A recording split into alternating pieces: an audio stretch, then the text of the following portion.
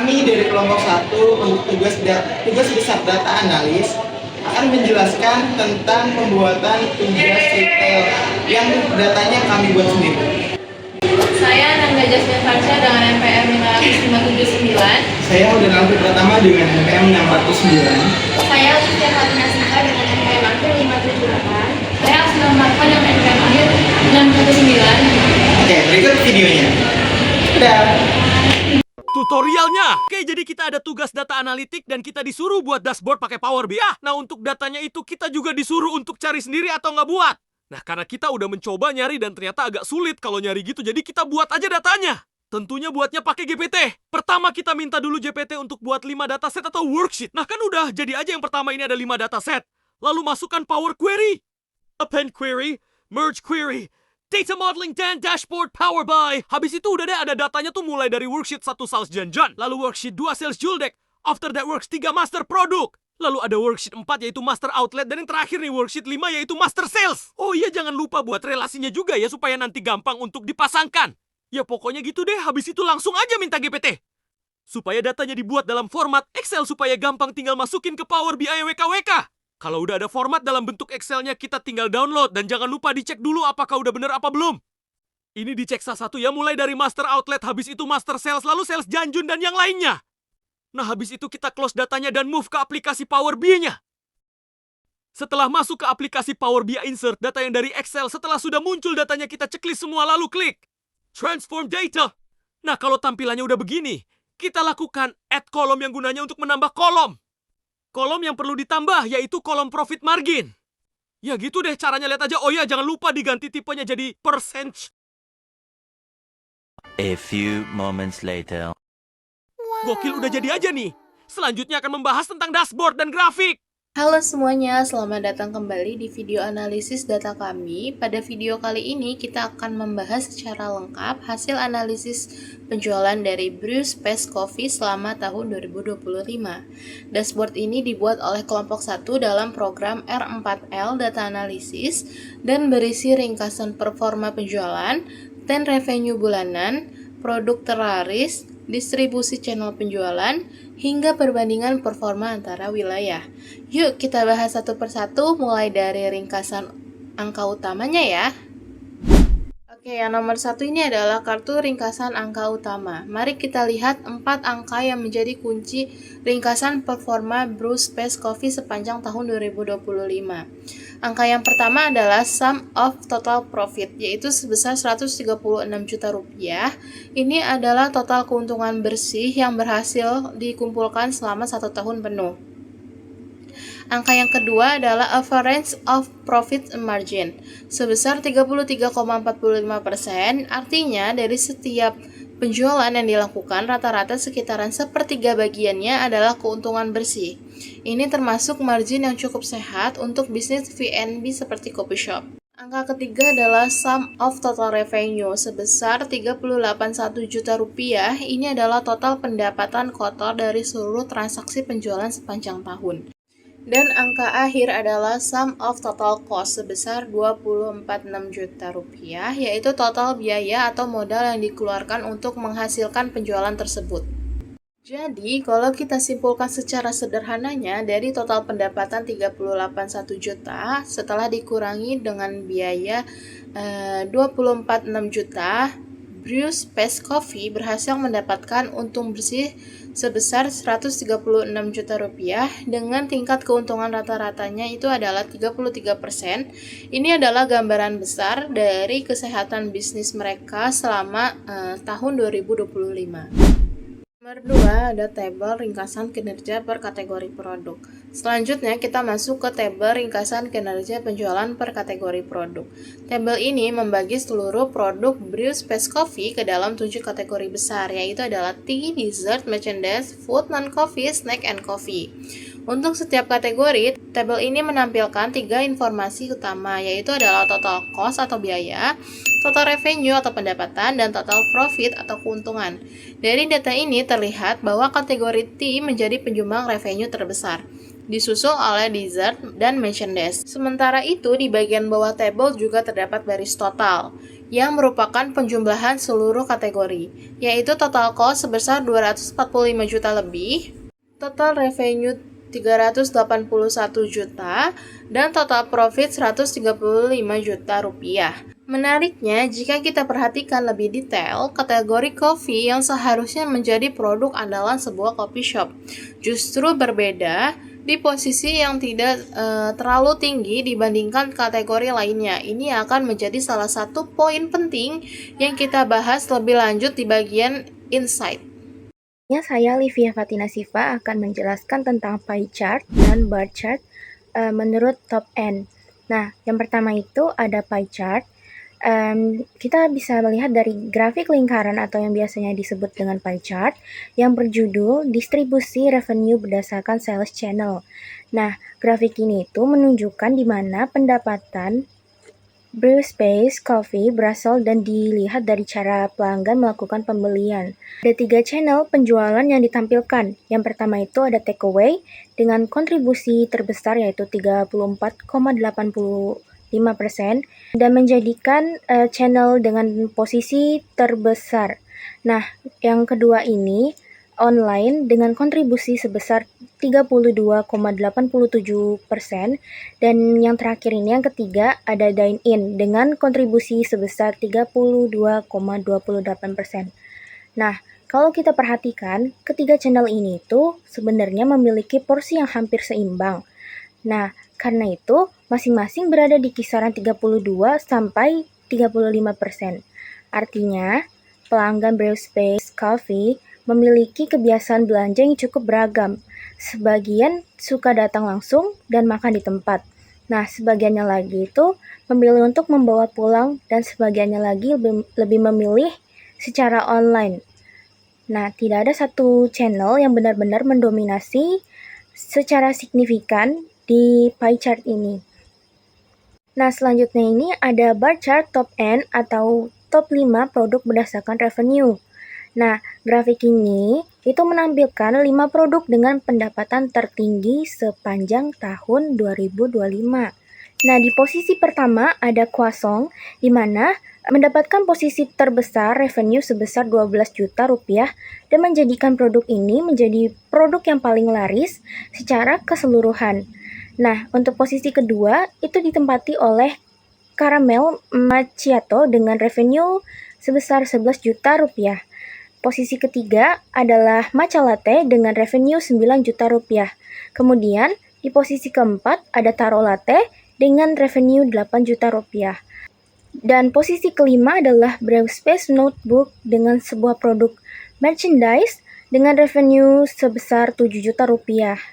Nah, grafik ini tuh menampilkan persentase kumulatif di angka 100% dan 60,8% yang menunjukkan seberapa besar kontribusi kelima produk ini terhadap total penjualan produk-produk teratas.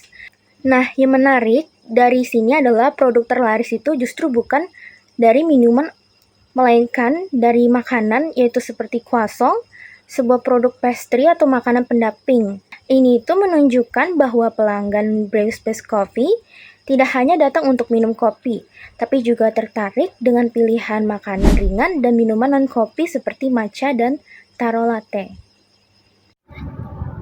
Saya Hudan, sekarang kita masuk ke salah satu grafik paling penting dalam dashboard ini, yaitu tren revenue bulanan tahun 2025. Grafik garis ini menunjukkan bagaimana pendapatan brew space coffee bergerak naik turun dari bulan Januari hingga Desember. Di awal tahun, bulan Januari, revenue berada di angka 32,4 juta. Kemudian sedikit menurun di bulan Februari menjadi 29 juta. Memasuki bulan Maret, terjadi lonjakan yang cukup signifikan hingga mencapai titik tertinggi sepanjang tahun, yaitu 36,8 juta rupiah. Ini adalah puncak penjualan tertinggi brew space coffee di tahun 2025. Setelah itu, revenue kembali menurun secara bertahap di bulan April menjadi 33,3 juta dan terus turun di bulan Mei menjadi 31,8 juta. Penurunan berlanjut hingga mencapai titik terendah di bulan Juni, yaitu hanya 27,8 juta. Ini adalah bulan dengan penjualan paling rendah sepanjang tahun. Memasuki semester kedua, di bulan Juli, revenue mulai membaik menjadi 28,9 juta. Kemudian naik lagi di bulan Agustus menjadi 32,2 juta. Namun, sempat turun kembali di bulan September menjadi 29,2 juta. Sebelum akhirnya melonjak tajam di bulan Oktober mencapai 35,6 juta rupiah, yang akhirnya menjadi puncak kedua tertinggi setelah bulan Maret. Grafik kemudian menunjukkan penurunan kembali di bulan November menjadi 33,9 juta dan terus menurun hingga bulan Desember di angka 30,5 juta. Kalau kita rangkum, pola revenue Brewers Space Coffee sepanjang tahun 2025 ini cenderung fluktuatif dengan dua puncak utama di bulan Maret dan Oktober serta titik terendah di bulan Juni. Selanjutnya kita bahas grafik perbandingan revenue berdasarkan region dan jenis outlet. Grafik ini membandingkan pendapatan di 7 wilayah, yaitu Jawa Tengah, Jawa Barat, Kalimantan, Sumatera, Sulawesi, Jabodetabek, dan Jawa Timur, yang masing-masing dipecah berdasarkan 3 jenis outlet, drive-thru, mall, dan stand-alone. Wilayah dengan revenue tertinggi secara keseluruhan adalah Jawa Tengah, dengan kontribusi terbesar berasal dari outlet tipe drive-thru sebesar 40 juta rupiah. Di posisi kedua ada Jawa Barat dengan outlet drive-thru menyumbang sekitar 32 juta dan mall menyumbang 29 juta.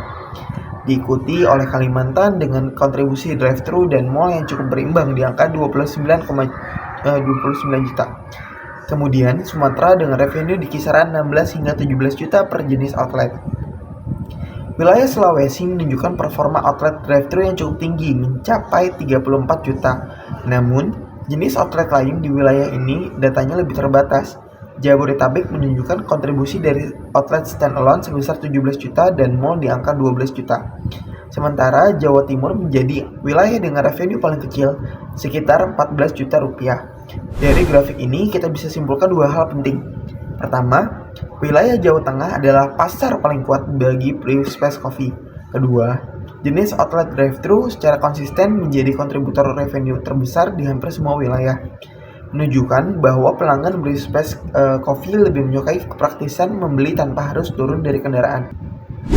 Grafik berikutnya, total revenue berdasarkan kategori produk yang merangkum ulang performa ketujuh kategori produk dalam bentuk batang horizontal, diurutkan dari yang tertinggi hingga ke rendah. Kategori Tea berada di posisi puncak dengan revenue 77 juta rupiah, disusul oleh dessert dengan revenue 65 juta rupiah. Kemudian merchandise di angka 63 juta rupiah. Lalu kategori food dengan revenue 49 juta rupiah, kategori non-coffee sebesar 45 juta rupiah, kategori snack sebesar 44 juta rupiah. Dan yang paling menarik, di posisi paling bawah justru adalah kategori coffee dengan revenue hanya 38 juta rupiah yang menjadikannya kategori dengan pendapatan terendah di antara semua kategori produk. Ini adalah temuan yang cukup penting mengingat nama besar bisnis ini adalah Brewers Space Coffee. Namun kategori kopi justru bukan yang paling laris, dia malah menjadi sebaliknya. Kategori tea dan dessert justru menjadi tulang punggung pendapatan mereka. Setelah melihat semua grafik satu persatu, sekarang kita masuk ke bagian insight, yaitu rangkuman temuan-temuan penting dari seluruh data yang sudah kita bahas. Pertama, revenue tertinggi terjadi di bulan Maret, sekitar 36,8 juta rupiah. Sedangkan revenue terendah terjadi di bulan Juni, sekitar 27,8 juta rupiah. Yang kedua, ada kategori T memberikan kontribusi revenue terbesar yaitu sekitar 77 juta rupiah. Diikuti oleh kategori dessert sebesar 65 juta rupiah. Yang ketiga, ada produk dengan revenue tertinggi secara individual adalah croissant dengan 12 juta rupiah. Disusul oleh caramel macchiato dengan 11 juta rupiah. Yang keempat, ada penjualan didominasi oleh channel drive-thru terutama di wilayah Jawa Tengah yang menjadi pasar terkuat di Brewers Space Coffee. Yang kelima, secara keseluruhan perusahaan berhasil memperoleh total revenue sebesar 380 juta rupiah, total profit sebesar 136 juta rupiah dengan tingkat profitabilitas atau profit margin sebesar 33,45% yang menunjukkan tingkat keuntungan yang cukup baik.